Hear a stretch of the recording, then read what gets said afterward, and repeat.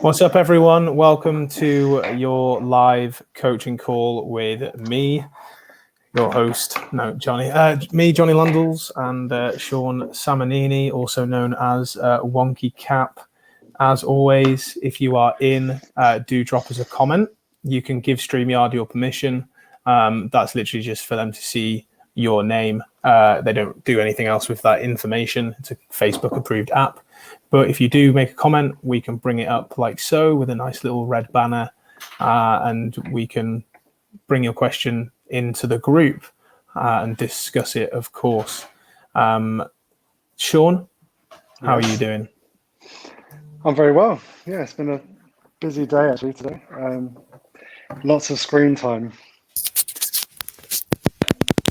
For work purposes, I hope. Yeah. All work stuff actually. I haven't watched TV. I haven't watched TV in the daytime probably for the first time in a while. It's usually I do. I usually watch it when I have lunch and stuff like that. Yeah. Or it's on in the background. But I haven't actually switched. Is that did you eat lunch sans screen, or did you eat lunch in front of work? No, I ate lunch sans screen. Nice. With my wife, who's also working from home. Okay, so you used that period together. Yeah, we try and kind of, because we're both working from home, we still don't actually see each other that much. So, because she's in her office, not in my office, luckily. Yeah. And so, yeah, we have a lunch break together especially to force us to actually take a break. Right. So she's very good at not having a break because she's got so much I can imagine. To do. Yeah. So yeah, but it's important to kind of, for us to have that break during the day and eat mindfully, because that's what we're trying to get everyone else to do. Well, that's a great point, because actually I wanted to talk about tonight. We've talked a lot about mindful eating in the past. We talked a lot about eating slowly. We've talked a lot about the Hunger Game. There'll be some new people in this group as of so. And I think actually what would help people is this topic, to track or not. Because I was reflecting on it today, and there are people watching this right now. So if you have any questions or comments on this, guys, do jump in. And I was thinking about this and thinking, I don't want to appear anti-calorie counting, because I'm not. And I'm not really anti anything. The only things I would be anti would be because obviously you have to make a stand these days in the world of nutrition. Quick fixes and fads and things that promise the world and don't deliver. That's what I don't like. And the thing is that there are pros to calorie counting and there are cons, just like there are with anything. But for me, my journey was I got educated through counting calories. That helped me see how many calories were in a bowl of cornflakes versus a bowl of granola versus how many calories were in my slice of bread versus my sweet potato.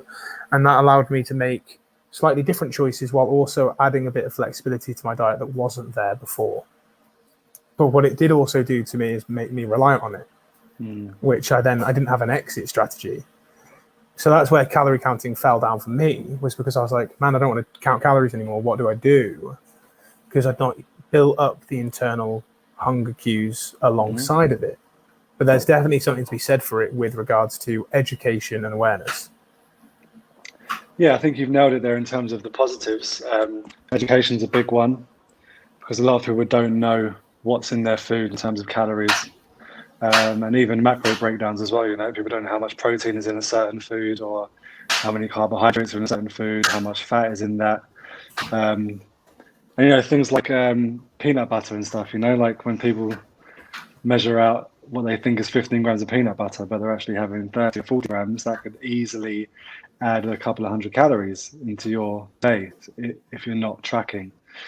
So I think definitely from an education standpoint, it's great. Your drawback, as you said, was you didn't have an exit strategy. My drawback was that I used it for the feature macros approach. So I would eat like a really small meal for breakfast because I wanted to have something really big for dinner, or I wanted to have a big dessert or something in the evening. And so I would restrict calories heavily during the day but knowing that I could still stay in a calorie deficit and eat what I wanted to at night, even if that meant overeating and going past hunger cues and fullness cues and stuff like that. Yeah. So yeah, so that was my drawback from it. I think everyone's gonna have different kind of drawbacks, and those are two of the most common ones, I think. Yeah, I'm glad you mentioned that as well, because it's using the right method at the right time for the right person. Yeah. You know, and there'll be a lot of people in this group that have tried calorie counting in the past and it hasn't worked for them because they didn't want to stick with it, or like me, there was no exit strategy of what do I do now? For you, there might be I'm going against my natural cues in order to eat foods, overeat certain foods. Excuse me. And although you're trying to find that balance, you're also not finding that balance because you're like, well, I'm just eating 400 calories of chocolate now because I'm fitting it into my calorie intake. Whereas actually, I've only had one apple today and no other vegetables. And it's like you're playing calorie math in order to fit in less nutrient dense food. Yeah, exactly. Yeah, I think that's a dangerous road to start going down if you make it too much of a habit. Like I think if it's like if you know you've planned a night out on Saturday, then you can kind of use it in that way to do calorie math because you're going to be going to a restaurant, so you can kind of manipulate your calories that way. But if it's a regular thing and you're doing it like every day, then are you actually changing any of your behaviors or your habits? Are you actually finding out why you're overeating chocolate and ice cream and stuff like that? Like without actually going through those thoughts and emotions and stuff like that, you're not doing yourself any favors by losing weight because you're in a calorie deficit because you're manipulating the calories. Absolutely. And don't mind me, guys, doing some typing because it's basically just to create banners like this one to then steer the conversation, because it's what you said there, Shaun, of like, well, we're eating just because of the calorie intake. We're not actually figuring out whether we're overeating. We're not figuring out whether we're eating because of our emotions or because of stress or because of boredom. This is where this technique, notice a name, comes in, and it can be a real game changer for some people. I know a client of mine right now is going through some stuff, and they're being much more mindful about their intake, using notice a name as a tool, and they're now thinking, wow, I've got some stuff to process that before they were covering up with food. And now that they're not doing that, they're like, okay, wow, yeah, there's some stuff here for me to work through. And it's knowing that compassion and positivity are two different things. Like compassion is being human and saying, right, okay, I know, I might have made a mistake, or I'm only human. Like there's only so much I can do, and that kind of thing. Whereas positivity is like, for the sake of it, it's like, oh, it's okay. Like, let's be happy. And that's really useless. Whereas the difference between being kind to yourself and being honest with yourself and with your approach, and just masking your issues with like, I don't like the word toxic positivity because I think I don't know, everything's toxic now. But like, that kind of, it's just always banded around that word. But if you're just being positive because you think that gives you an excuse to, stay in the shit and kind of like stay with your bad habits, then that's not, that isn't compassion. That's fooling yourself, really. Whereas compassion is being honest and knowing that there's things that you need to change, but you're doing the best you can to change them. There's a different, I think there's big differences there.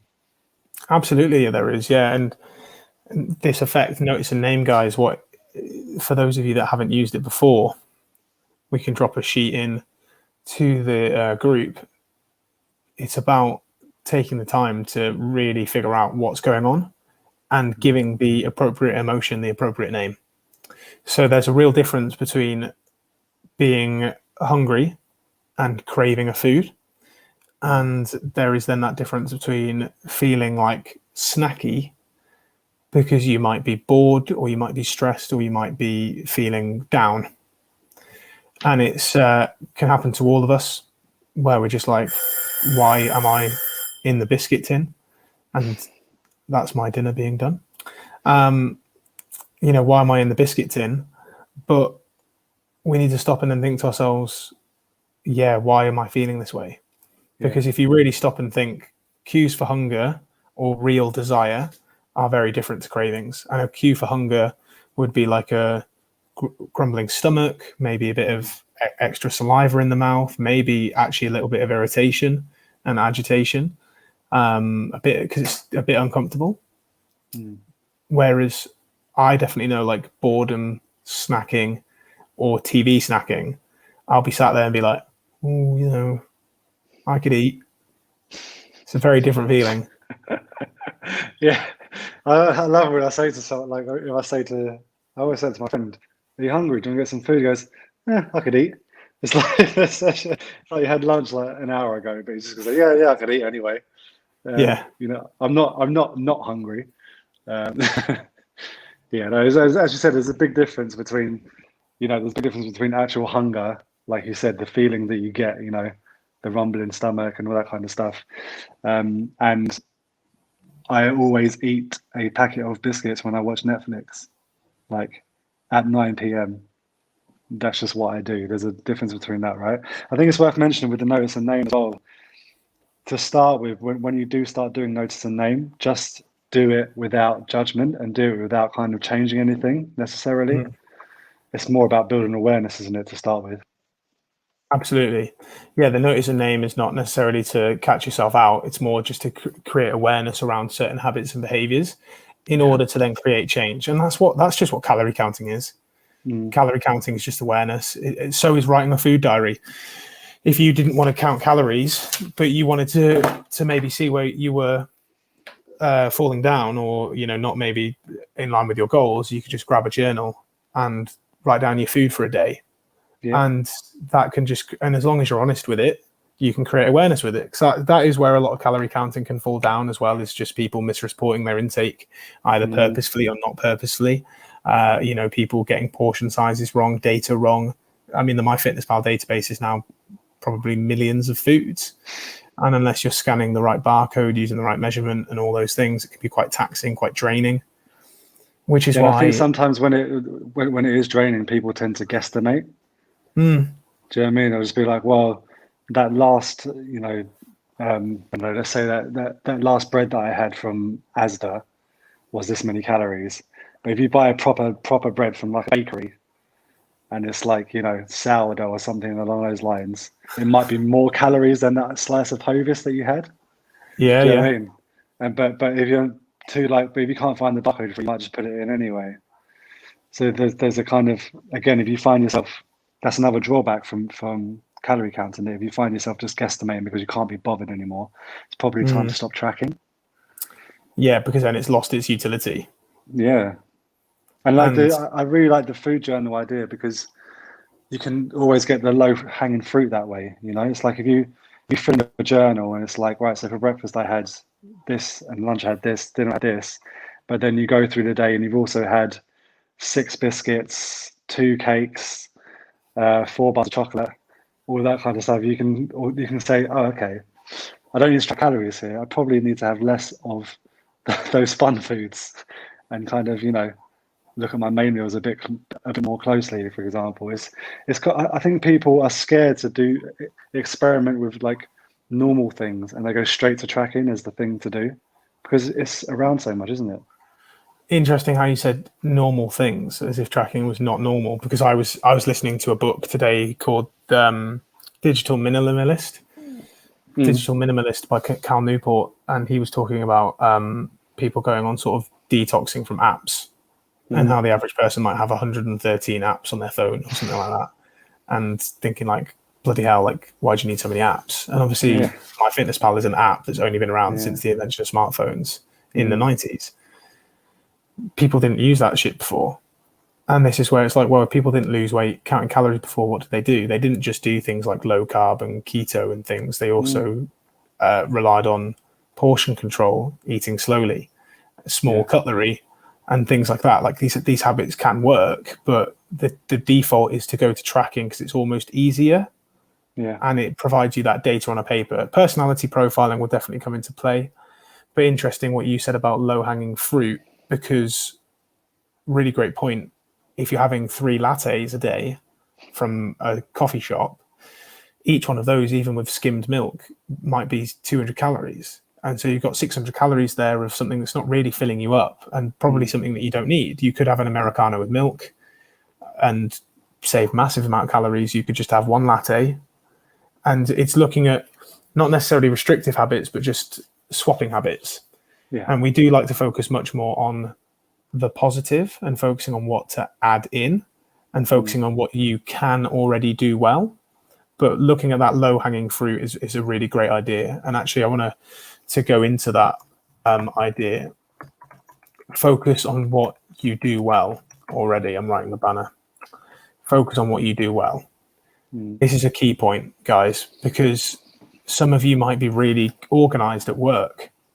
So it's then thinking, can you use that organizational skill at work into your fitness and nutrition by saying, okay, well, I'll organize my time to get a small workout in, or I'll organize my time to do a food shop, or organize my time to not necessarily like meal prep in batches, but to prepare maybe some meat for lunch tomorrow, or some vegetables for snacks, or some, for example, like I would just cook a bunch of potatoes in the oven, and then it's like, great, my lunch today is going to be jacket potato and tuna because I've already baked the potato. You know what I mean? And if you can already do things, focus on what you can do well to make your life easier when it comes to these fitness habits. Yeah, definitely. Stuff like gamifying things as well. You know, like if you're a good cook, you could like test your culinary skills or whatever, like to create healthier meals with like a certain amount of vegetables. If you enjoy cooking, you know, you can experiment with different types of veg and stuff like that. Because that's adding in veg and fiber and you know all the good stuff. But it's like it's playing to your strengths still, and it's playing to things that you like to do.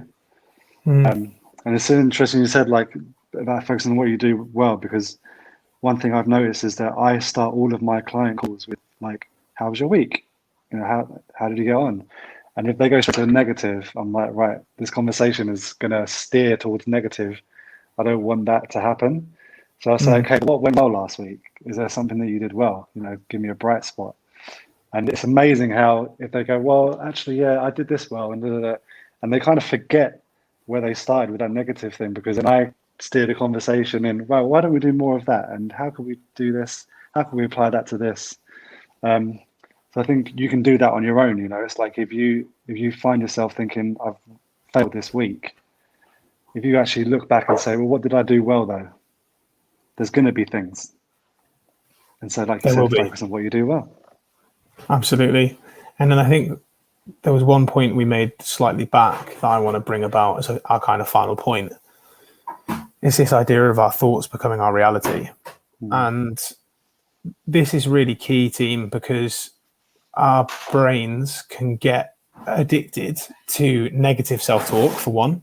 So as Shaun said, if all you do is focus on what you're not doing very well, you'll get addicted to that negative self-talk, and actually your thoughts will then become your actions. So you'll do more of those negative things, because if you say to yourself, oh man, you know, like I'm so lazy, I never work out, you'll never work out.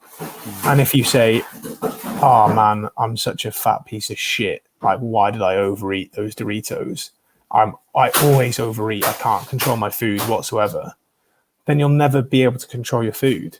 This is it's legit a thing. Like there was a study done where people got stronger by imagining that they lifted weights. They didn't lift a weight, they just imagined it. You know, we're all here crying that, well, I'm here crying that the gym is closed. Maybe I just need to imagine myself on that platform. Yeah. Just imagine it. Just don't bother working out either, I don't think. No, like I'm just going to imagine myself doing snatches on a daily basis, and I think that'll help. I think you'll PR your snatch when you go back to the gym if you do that. Hoping to. First day back, 1 rep max. That's the sensible thing to do. No, but it's very true. It's very true. Thoughts become reality is a big one, and it's like you said, if you associate yourself with being that person that can never, stop eating, then you're going to just keep doing that. Whereas if you can kind of, if you go the other way, if you say I'm the kind of person that, snacks mindfully, then you will snack mindfully eventually. It takes time and practice. Obviously, it doesn't happen just because you said that. But you getting to the point where you are now didn't happen just because you said it once. Do you know what I mean? It's happened because it's happened because it's something that you've been telling yourself for a long time. Yeah, and still something to work on in terms of mindful eating, eating slowly, and being more portion aware, because in the past I've relied on tracking calories. And I've got to a stage where I'm reasonably happy with where I am, because I worked on portion control and mindfulness to an extent, and now I'm doubling down on it. And I need to remind myself that my thoughts become my reality. So I need to believe that it's almost that fake it till you make it. Fake it till you become it. James Clear talks about in his book, fake it till you become it. Yeah. Of that, I'm going to act like someone who has the results that I want, or does the actions that I want to envision. Yeah. That's not the right word either. Embody is the correct word. And you think to yourself, well, what's one action that person does that I want to repeat on a daily basis? Yeah. And you can work on that, and it comes back down again to that one habit method. Yeah, it's true. You just do it until it becomes something that you do, right? It's not going to be easy, but if you keep at it, then it's like going to bed earlier. Do you know what I mean? Like, just go to bed earlier if you don't want to. Like, if you said that you're going to go to bed at 10 o'clock because you want to get 7 or 8 hours of sleep, but you're the kind of person that stays up watching Netflix till midnight, you just have to go to bed at 10. Like, it's going to be what you want to do, but just go to bed at 10. Do you know what I mean? Like, you just have to do it until it becomes something that you do. Yeah, I think we are quite good at giving up on things if they don't go our way right away. It's like you were saying there about you're trying to eat slowly and introduce those habits. If you wanted to, you could go, this isn't working, I'm just going to track calories, because that's what you've done before. It's very easy for you to do that. And I know you've had that thought, Johnny. I could tell by your face when you were talking about eating slowly and doing the mindful stuff that at some point you've probably gone, tracking's probably easier because I've done that before, right? It's a default, isn't it? I did think about it, but I quickly found myself turning away from it, to be fair. Yeah, saying here. No. Yeah, saying no, I'm going to stick with this method, and happy to do so. But it's interesting you said that, Shaun, about going to bed earlier, and I think with something like that, there could obviously be something to be said of, if you're wanting to go to bed at 10 and you're currently going to bed at 12, 10 p.m. might be too big of a jump, and so you might need to say 11:30 or 11:45. Yeah. What I'd say to you guys is to confidence check your own changes to your lifestyle. So if you think to yourself, right, I'm going to start doing X, if you are less than a 9 out of 10 likely to do it, confident in you doing it, then it's too hard. And you need to make it easy. And it's saying, well, I can definitely go to bed at 11:50. Then do it. You do that every night, because the more you are successful with a change, the more that will then spiral onto further changes, as opposed to doing something that's so far, because as you said, Shaun, it's easy to give up, right, if you fail it a few times. So if you do something too far out of reach and fail it a few times, you'll probably think, well, this isn't working for me, I'm going to give up, I'm just going to do 75. I'm just going to do 75 hard with intermittent fasting.